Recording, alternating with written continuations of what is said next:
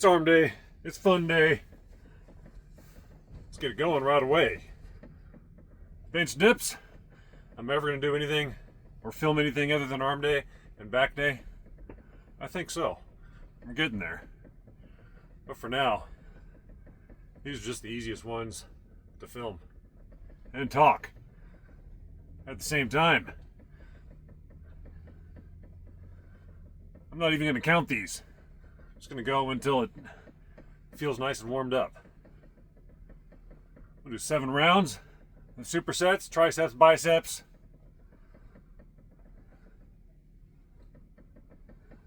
I think we'll do 5 rounds of dips and front lever tuck rows with hands facing us. What was it?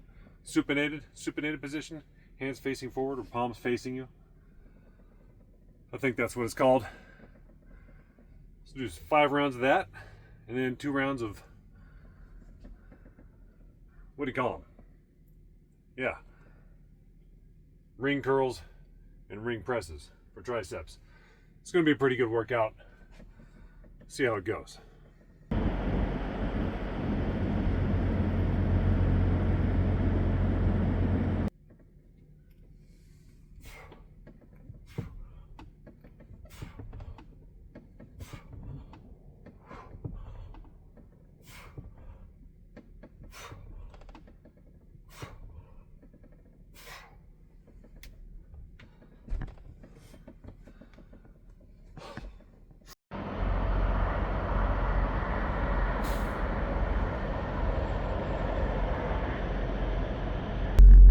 I was just thinking yesterday, I've been doing bodyweight workouts now for over 2 years, every day, with a few exceptions here and there.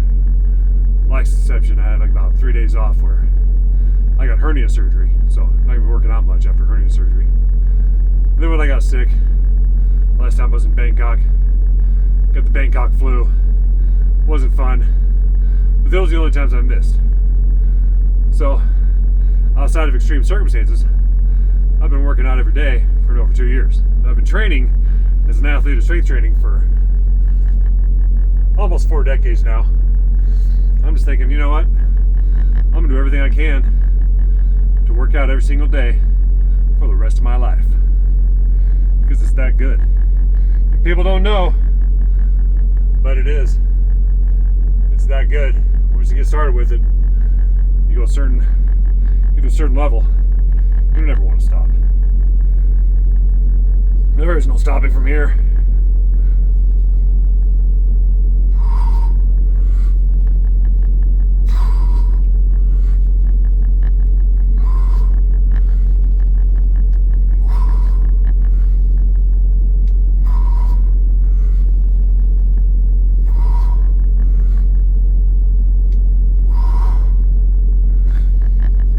Felt good. Shoulder is doing so much better. And the only thing I really changed was just warming up at those bench dips. Even though people on the internet say it's bad for your shoulders. Folks, you got to try stuff out. Try stuff out for yourself. See how it feels for you. Everybody's anatomy is a little different. The length of your arms matter. Where your tendons insert from the muscles to your bones. All that matters.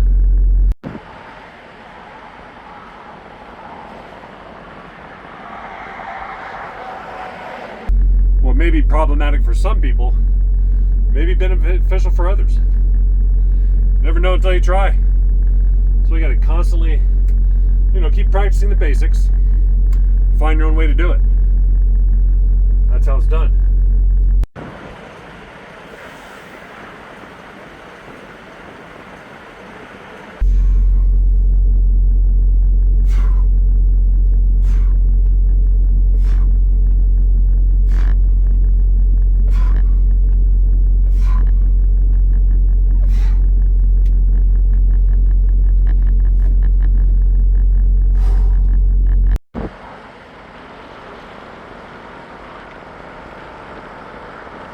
So those front lever tuck rows, one of my favorite exercises. If you're doing with palms facing out which I think is supinated or pronated. I was going to say supinated and pronated mixed up. I keep having to look it up, but I keep getting it confused. But when you do the front lever rows with your palm facing away, it's more of a back exercise. Doing with your hands facing you, it becomes more of a bicep exercise. They both work the back really well, but when your palm's facing you, it's the biceps a little bit more. That's why I always do them on arm day. It's one of my favorite exercises. I mean, anything that works my back is my favorite.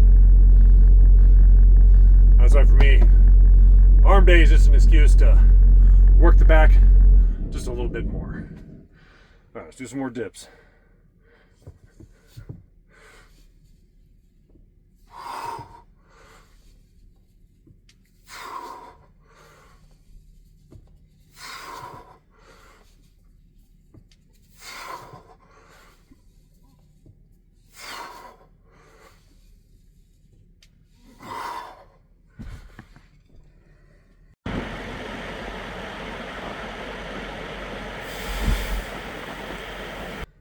So the dips are feeling better than they have in a long time.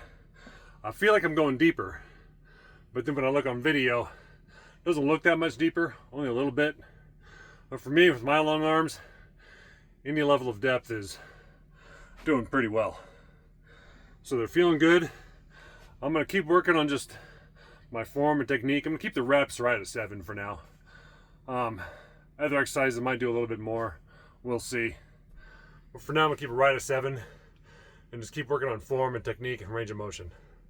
That's how you make progress in bodyweight training. Okay, third round.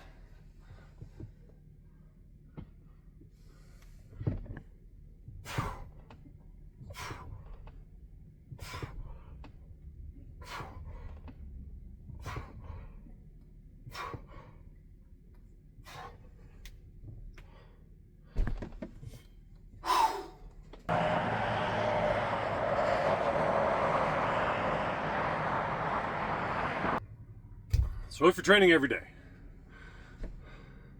I would highly recommend primarily stick with bodyweight strength training. It's going to give you the right amount of muscle that's good for your frame without building excess where you have to start really obsessing about it. Because in all honesty, I trained about 30 to 40 minutes a day. And usually only 10 to 20 minutes of that on average is actual real strength training. That's really all it takes. For most people, 10 to 20 minutes a day. If we can get more people just doing 10 to 20 minutes a day, some basic, well-rounded bodyweight strength training program that includes some stretching, some balance training, some coordination training, like a little bit of skipping rope, something like that, we're going to be so much better off. You just got to do enough to challenge yourself. And then, go day by day, see how you feel, but just build that consistency. Start with 5-10 minutes a day and just focus on being consistent. I don't think, especially the older you get, I'm trying to talk more for the 40 and over crowd, that consistency beats intensity in the long run by a long way.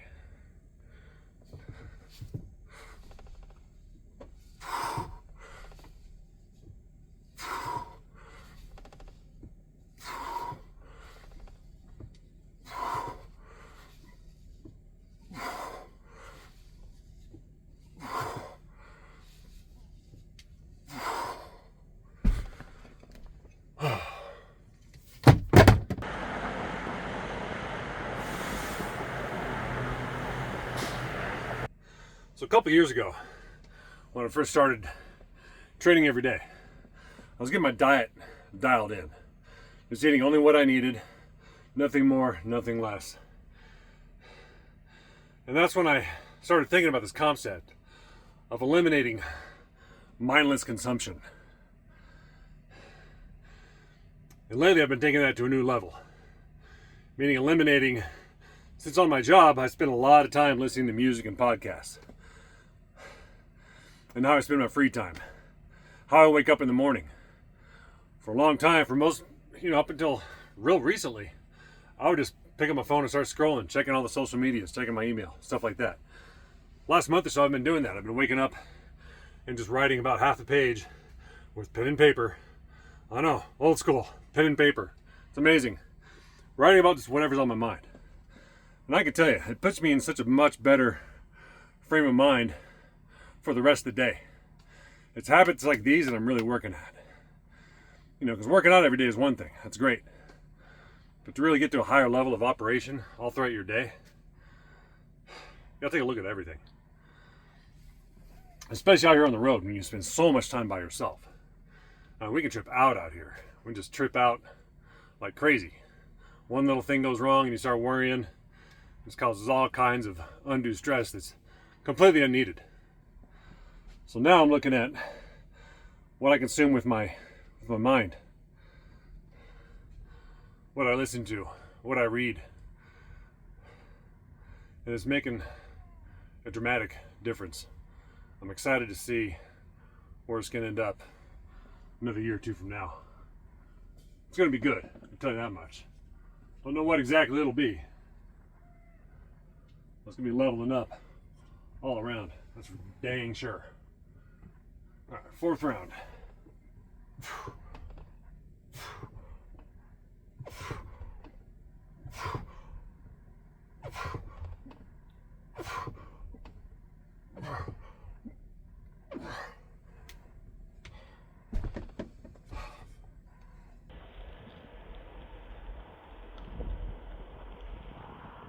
So yesterday was a leg day.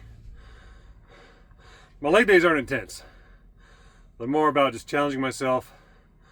I do two different kinds. Two different kinds of leg workouts. I do one that's a good balance between strength, flexibility, mobility. And I just do quadruple supersets of lunges, duck walks, Cossack squats, and backward to forward bend where you just right here, go back and forward. Try to bring your knees down to your elbows down to your knees. And then I do another one where it's just 100 squats for time. That's what I did yesterday. 100 squats, and I finished them in 4 minutes and 40 seconds. And that was more of a intense, just kind of punch in the gut, kind of brief and brutal, what I call it. And they're just bodyweight squats. But within those 5 minutes, my legs were feeling nice and rubbery. I mean, I do one set of 40, and I do sets of 15 about every 20 to 25 seconds. And those last 5 reps of those 15 rep sets are a grind. You're just grinding to get up. So it's extremely effective, but it doesn't take much time. And that's what I'm talking about. You don't have to do that much. You got to challenge yourself one way or the other. Sometimes you might make it more on the intense side. Sometimes it might be more on the therapeutic side. And as you get older, you need to balance of both. It's yin and yang.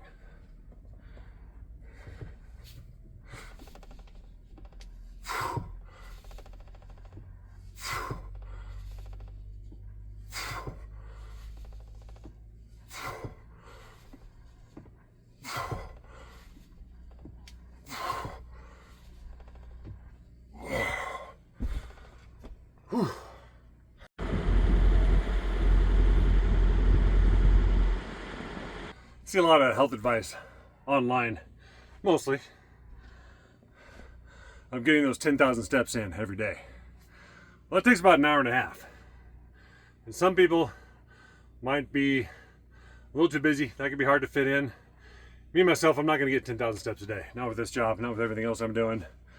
But I do try to walk whenever I can. I'm going for a walk right after this. It's a beautiful area. Nice, lonely road out in the middle of Utah. It's beautiful country. But what I like to do is I like to skip rope for like 3 to 4 minutes. I think that's a great substitute because it keeps the feet strong. The tendons and ligaments in the lower legs, keeps them strong, flexible, develops that kind of explosive power to kind of just do a bunch of little hops. But I can say from doing this job, when I go take my time off in Southeast Asia every year for about 2 or 3 months, the first 2 or 3 weeks, usually my feet are kind of sore. Just because I don't walk enough on this job. I spend so much time sitting down. And I might be keep myself in great shape because I'm working out every day, but my feet always get kind of sore. But last year, I made sure to do walking whenever I could, not anywhere near 10,000 steps a day, but I'd walk whenever I could, and I skipped rope more. And I didn't get nearly as sore those first few weeks of my time off, where I'd be up on my feet far more than I am on this job. I still got some blisters, but I didn't experience that soreness. So, do I think walking is important? Yes, but it's not the be-all end-all. It's not a cure-all for health and fitness whatsoever. You have to do some specific strength training. I'll talk about that more. It's time to do another set. A front tuck lever, bicep rows.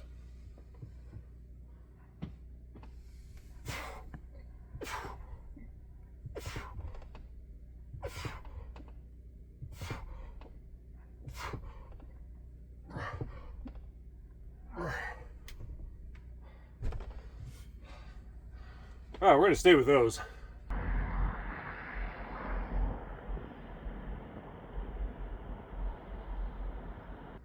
So if you're pressed for time, but you still want to get some good health benefits, walking a few thousand steps a day and then doing a few sets of lunges. I think that would actually be much better than just walking 10,000 steps a day. You can do a few thousand steps, but do maybe 20 to 40 good lunges. You can develop some strength, some flexibility, mobility, increase your range of motion, increase your balance, and you do get some cardiovascular benefit too, even though a lot of people don't think so. You do.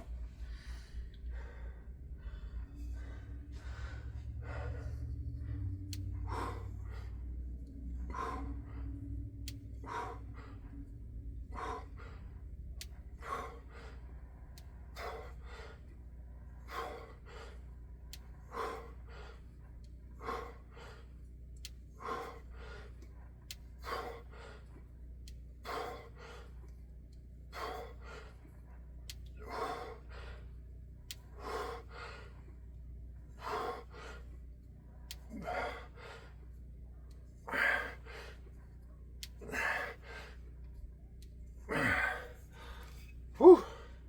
Those may not look like much, but man, you're definitely feeling them. No doubt about that. It takes a little while to get good at that kind of stuff with the rings, as it's a little awkward, but once you get the hang of it, it does the job. More than enough.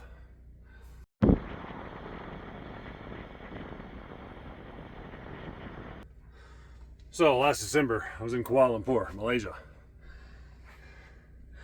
And I went and checked out Batu Caves. One of the more famous tourist attractions in Kuala Lumpur. It's a Hindu temple complex. Very cool. It's these mountain caves. You go up this big staircase.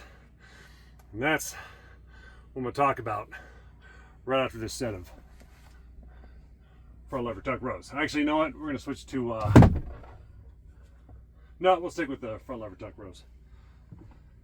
It's been good.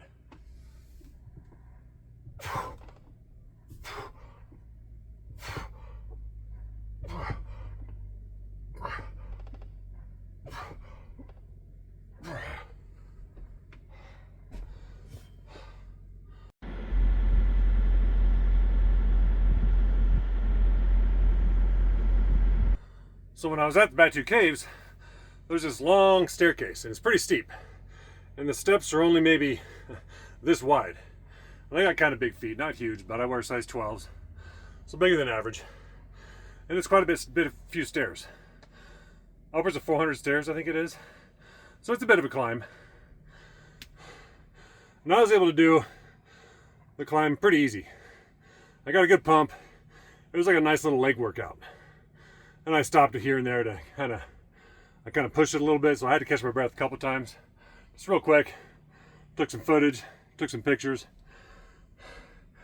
And there's a lot of people all around this whole complex. It's a pretty big area. And there's literally thousands of people everywhere. But when I got to the cave at the very top, there's a big cave. I mean, it was very cool. There's some footage of it later on my channel if you want to look it up. But I noticed one thing that was kind of interesting. There were far fewer people up at the top in those caves than there were down at the bottom and just kind of going up and down the stairs. A lot of people just made it like quarter way up, halfway up, and then go back down. The majority of people didn't go all the way up the stairs to the main attraction because it was too much for them. And I thought that was kind of interesting because people that live such a sedentary life, that just going and climbing, granted it's a decent amount of stairs, it was pretty steep, but it's not something that should have been out of the realm of the average person. It just kind of goes to show that, you know, even doing a little bit, like I haven't been walking, like I mentioned before, I was in my truck all the time, doing just sitting. But because I was doing all those squats and lunges all the time, I was able to do that climb pretty easy. And that just goes to show that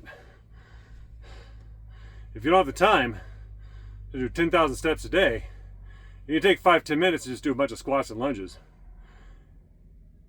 Maybe just as good, if not a little bit better. More challenging in a lot of ways? Sure. A little more uncomfortable? Yeah. More time efficient? More effective? I would definitely say so. Alright, I think this is the last set right here. Alright, whoops, forgot to move the bar.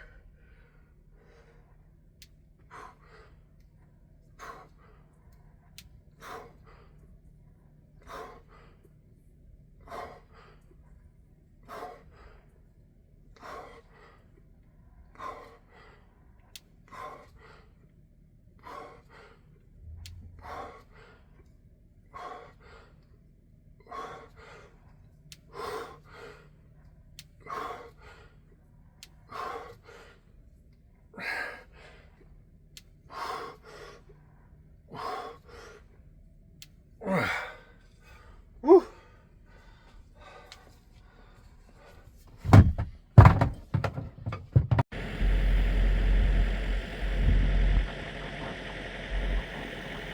So one of the best things about the bodyweight training is that it's so easy to adjust things on the fly. It takes time to get a hang of it. Rings are honestly a little awkward if you're a beginner and just start first learning them. But once you get the hang of them, you just make these slight little changes and make a big difference to how you hit the muscle. Like you can concentrate on the outer head or the inside head of the triceps. But changing how difficult it is as you get tired. It's got all kinds of just little minute adjustments you can make. You can do the same with weights, but not quite as you can with body weight and rings, especially because it's so much more dynamics involved, if that's a way to put it. Okay, final set, then some stretching, then we're done. Let's get it.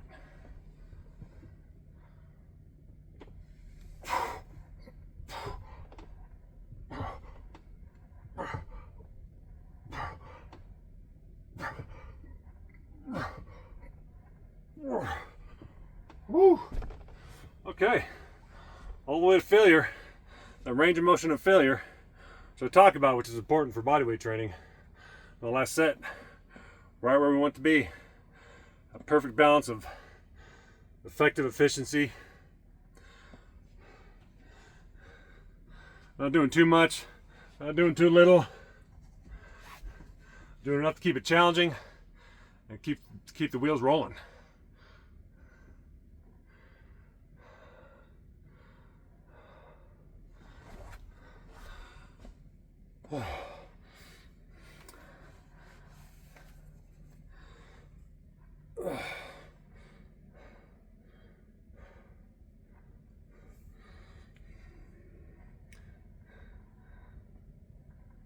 Alright, chest and tricep stretch. Same stretch as I always do. Just some quick stretches post-workout. Helps get the blood flowing a little more. Relaxes the muscles. I think it helps with recovery a little bit as well. There's been some studies that have been done about that, but most of them are so short, I don't think they're all that conclusive. You know, most scientific studies about strength training are like 3 months, which is barely enough to really learn anything. It should be more like a year, even 2 years. Because your muscles can get stronger within, 2 or 3 months, but the tendons take more time. And that's the key. That's what a lot of studies miss. Anyways, that's gonna do it for today. Keep it going. Guys, start working out, just start learning. Try things out, experiment, learn.